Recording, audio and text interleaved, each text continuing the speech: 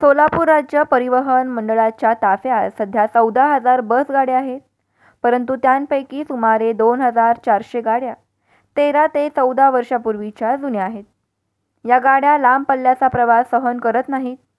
परिणामी दररोज रस्त्यावरच गाड्या बंद पडण्याचे प्रमाण मोठ्या प्रमाणात वाढले आहे.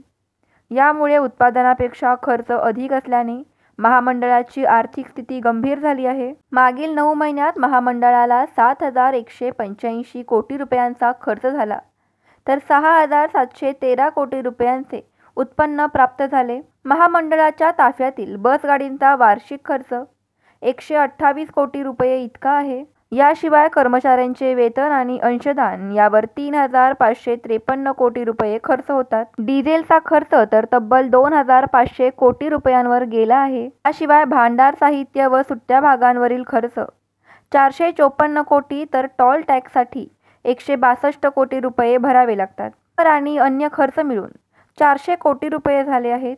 जुन्या बसगाड्यांमुळे प्रवाशांची संख्या कमी होत आहे, कारण या गाड्या जास्त अंतराच्या प्रवासासाठी उपयुक्त ठरत नाहीत. जुन्या बसगाड्या सहसा कमी अंतराच्या प्रवासासाठी आणि सहलीसाठी वापरल्या जातात.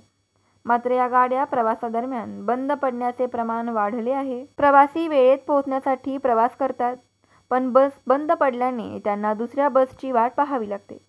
अनेक प्रवाशांनी ऑनलाईन तिकिटांच्या परताव्यासंदर्भात तक्रारी केल्या आहेत, कारण बहुतेक वेळा तिकिटांचे पैसे परत मिळत नाहीत. महामंडळाच्या वरिष्ठ अधिकाऱ्यांच्या मते दरमहा 300 नवीन बसगाड्या ताफ्यात दाखल होणार आहेत. यामुळे गाड्यांच्या देखभाल, दुरुस्तीवर खर्च कमी होईल आणि प्रवाशांची सेवा सुधारेल असा विश्वास व्यक्त करण्यात आला आहे.